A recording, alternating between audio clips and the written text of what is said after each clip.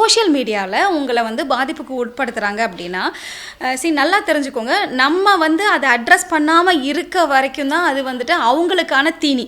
ஆனால் என் மேலே வந்து இந்த மாதிரியான அவதூறுகள் பரப்பப்படுது, ஓகேவா? அதுக்கப்புறம் வந்து பார்த்திங்கன்னா நீங்கள் உங்களுக்கு இப்போ வந்து ஃபேஸ்புக்லேயே கூட நம்ம வந்து சமூக வலைதளங்கள், இப்போ ஒரு குறிப்பிட்ட வலைதளங்கள்னு சொல்ல முடியாது, அதில் உங்களுக்கு ரிப்போர்ட் அடிக்கிறதுலேருந்து அதுக்கப்புறம் வந்து இது அந்த ஸ்க்ரீன்ஷாட் எடுத்து நீங்கள் வந்து கம்ப்ளைண்ட் கொடுக்குற வரைக்கும் உங்களுக்கு ப்ரொவிஷன்ஸ் இருக்குது. நிறையா சைட்ஸை கூட வந்து உங்களுக்கு தெரியும், சைபர் க்ரைமில் கம்ப்ளைண்ட் கொடுத்துருக்கும் போது அதை வந்து முடக்கி இருக்காங்க.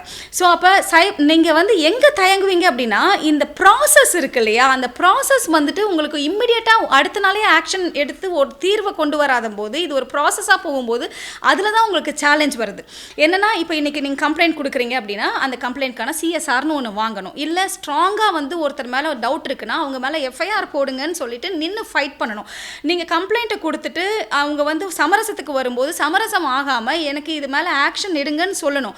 Crime against women and children wing ரொம்ப ஸ்ட்ராங்காக இருக்குது. கமிஷனர் ஆஃபீஸ் வரைக்கும் நீங்கள் போய் கம்ப்ளைண்ட் கொடுக்கலாம். 100 இருந்து உங்களுக்கு வந்து ஆன்லைன் போர்ட்டல்ல இருந்து எல்லா இடத்துலையுமே கம்ப்ளைண்ட் கொடுக்கலாம். சரி, இதெல்லாம் எனக்கு போலீஸ் அப்படின்ற ஒரு சிஸ்டம்குள்ளே வந்துடுது, எனக்கு வந்து கஷ்டமாக இருக்குது அப்படின்னா நீங்கள் சமூக நலத்துறையில் போய் கம்ப்ளைண்ட் கொடுங்க. அப்படி இல்லாட்டி மகளிர் உரிமை ஆணையம்னு ஒன்று இருக்குது, தமிழ்நாடு விமன் கமிஷன் ஒன்று இருக்குது. ஸோ அவங்க வந்து டெஃபினட்டாக வந்து இன்டர்லிங்க் டிபார்ட்மெண்ட்டோட சேர்ந்து செயல்படுவாங்க. இப்போ நீங்கள் விமன் கமிஷனில் போய் ஒரு கம்ப்ளைண்ட் கொடுத்தாலும் அவங்க என்ன பண்ணுவாங்க, காவல்துறைக்கு இதை ஃபார்வர்ட் பண்ணி இதன் மேலே சட்டப்படியான ஆக்ஷனை எடுங்கன்னு சொல்லுவாங்க.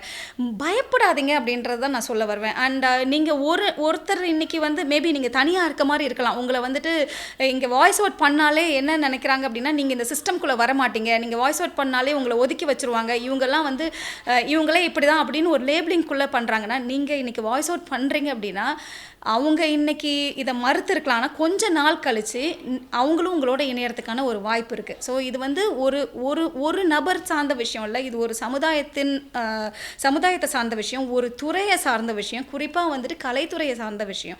கலைத்துறையில் வந்துட்டு பார்த்திங்கன்னா நலிவடைந்த கலைஞர்கள் நிறையா பேர் இருக்காங்க, வீட்டுக்கு திருப்பி அனுப்பப்பட்ட கலைஞர்கள் நிறைய பேர் இருக்காங்க. அண்ட் இது இங்கே வந்து கண்டிப்பாக பேட்ரியாக்கி இருக்கா அப்படின்னா கண்டிப்பாக இருக்குது. ஆணடிமைத்தனம் இருக்கா அப்படின்னா இங்கே பெண்ணடிமைத்தனம் இருக்கா அப்படின்னா கண்டிப்பாக இருக்குது தான். நிறையா கலைஞர்கள் வந்துட்டு நீ வந்து அட்ஜஸ்ட் பண்ணலை அப்படின்னா நீ நடிக்கவே முடியாது.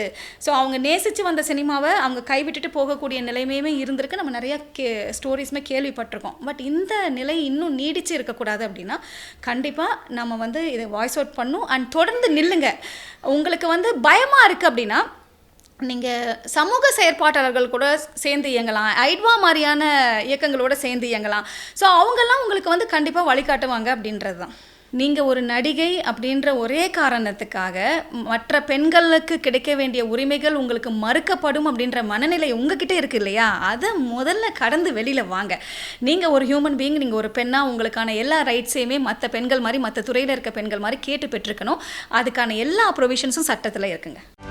செய்திகளை உடனுக்குடனும் துல்லியமாகவும் தெரிந்து கொள்ள சப்ஸ்கிரைப் பண்ணுங்க.